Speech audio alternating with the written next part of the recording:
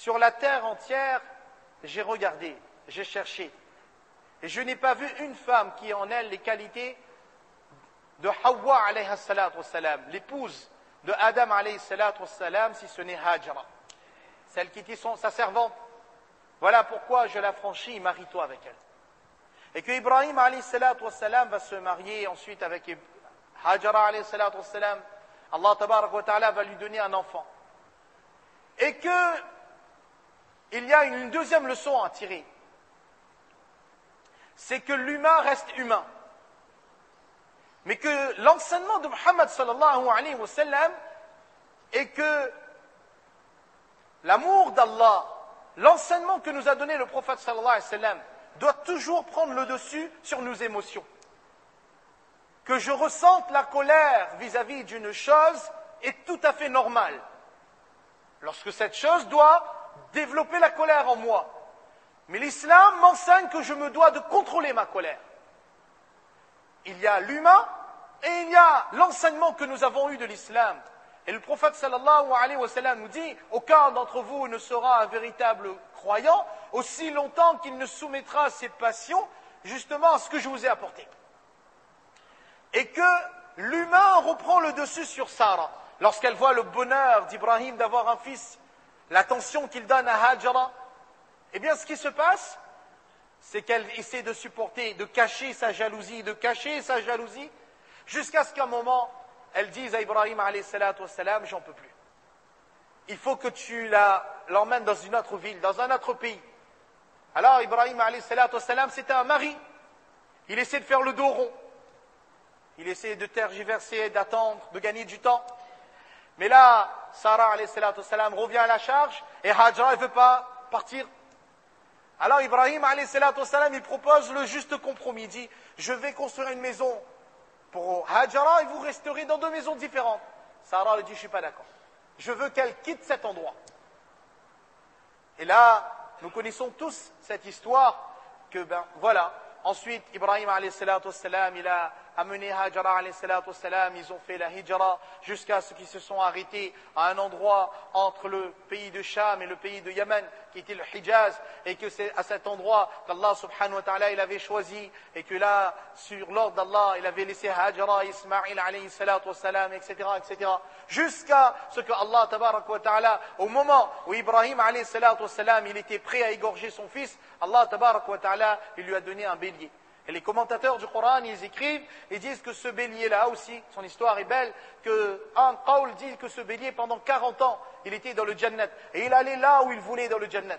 Et deuxième qawl, eh bien, l'histoire des deux fils, Abel et Caïn, de Adam alayhi salatu wassalam, qui avaient été justement touchés par la jalousie. Et on y revient à cette jalousie. Eh bien, ils avaient fait un sacrifice. Et le sacrifice de Habil, qui avait été accepté par Allah subhanahu wa ta'ala, c'est ce bélier-là qu'Allah tabarak wa ta'ala a donné injustement à Ibrahim alayhi salatu wassalam en ce jour. Eh bien, mes chers frères, nous voyons donc que bientôt va arriver le Hajj, le Qurbani, et que nous devons tous savoir d'où ça vient d'un acte d'amour. De l'acte d'amour d'une femme pour son homme, pour son mari. Allah tabarak wa ta'ala nous a montré l'amour qu'un homme il pouvait avoir pour Allah. Et de là, Ibrahim alayhi salatu wassalam est devenu Khalilullah. Mais puisqu'aujourd'hui c'est un écart, eh bien il y a une leçon à tirer, mes chers frères, dans nos relations avec nos épouses. Maulana Zulfaqar Naqshbandi, il écrit, il dit quelque chose de très important. Il dit que une des raisons pour lesquelles aujourd'hui les couples sont en péril, il y a une instabilité dans les couples, eh bien, c'est parce qu'aujourd'hui, l'homme, l'époux, ne met le doute dans le cœur de son épouse. On insuffle le doute en elle, à savoir que le mariage, eh bien, vous savez, dans certains autres cultes, lorsqu'on se marie, on dit que voilà, vous vous mariez pour le meilleur et pour le pire, et jusqu'à ce que la mort vous prenne. C'est ce qu'on dit. Et chez nous, les musulmans, c'est pas cela. Je me marie avec mon épouse dans les bons moments où je devrais remercier Allah, dans les moments difficiles où Allah il m'éprouve, jusqu'à ce que nous entrions ensemble dans le Jannat. La différence est là.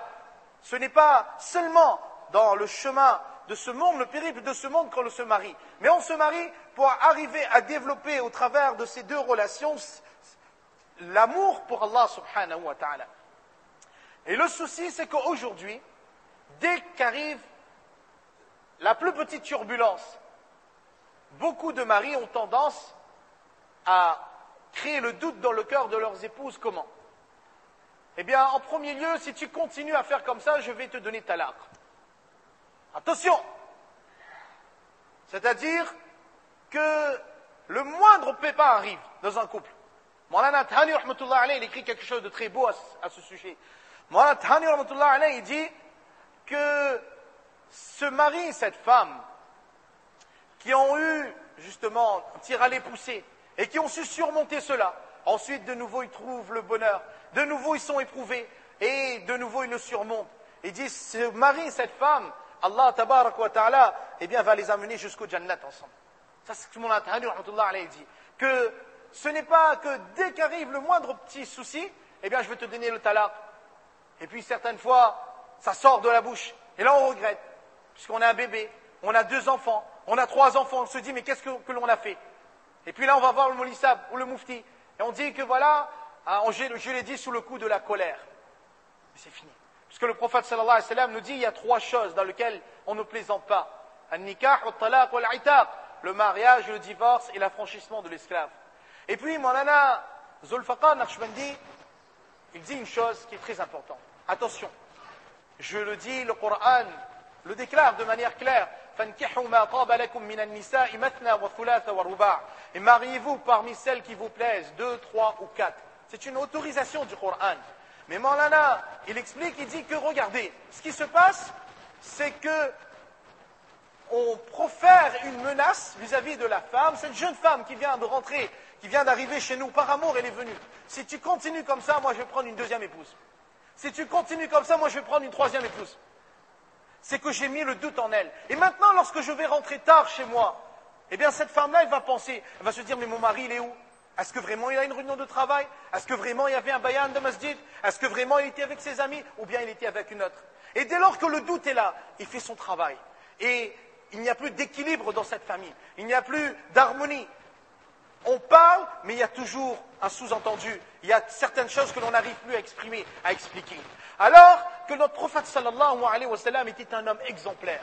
Le prophète sallallahu alayhi wa sallam, il nous a montré c'est quoi l'éthique. Le prophète sallallahu alayhi wa sallam, il dit l'action qui pèsera la plus lourde au jour de Qiyamah, eh bien c'est l'akhlaq, c'est le bon caractère.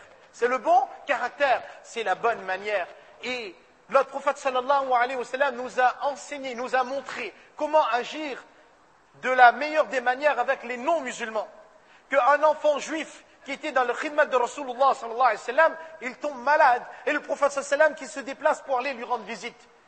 Que lorsque le prophète sallallahu alayhi wa sallam vis-à-vis d'un non-musulman, il a une attitude pareille. La femme qui vit avec moi, celle qui matin et soir est dans mon khidmat, celle qui va me donner des enfants, ou celle qui m'a déjà peut-être donné des enfants. Comment est-ce qu'en tant qu'homme, je peux, en tant que croyant, en tant que musulman, je peux agir de manière aussi détestable vis-à-vis d'elle? Voilà pourquoi, mes frères, dans ce mois du Hajj, où Allah tabarak wa ta'ala, il nous a donné le Hajj. Allah subhanahu wa ta'ala nous a donné une action si valeureuse que le Qurbani. Et lorsqu'on retrace l'historique d'Ibrahim alayhi salatu wa salam, à la base, il y a cet acte d'amour de Sarah alayhi salatu wa salam vis-à-vis de Ibrahim alayhi salatu wa salam. Allah tabarak wa ta'ala fasse que chacun d'entre nous, nous apprenions et nous sachions vivre dans notre cellule familiale conformément à l'enseignement de tous les Anbiya alayhi salatu wa salam et celui de Muhammad sallallahu alayhi wa sallam. Allah tabarak wa ta'ala, il bénit ce couple qui va se marier après la salat de Jumu'ah. Allah tabarak wa ta'ala leur accorde le bonheur. Allah subhanahu wa ta'ala, il unit ces deux familles. Allah tabarak wa ta'ala fait souffler le vent de la hidayah dans le monde entier au travers de ce nikah. Allah tabarak wa ta'ala, il protège chacun d'entre nous du zina. Et Allah tabarak wa ta'ala, il accorde à chacun d'entre nous l'amour d'Allah et de son Rasul sallallahu alayhi wa sallam. Wa ma tawfiqi illa billah.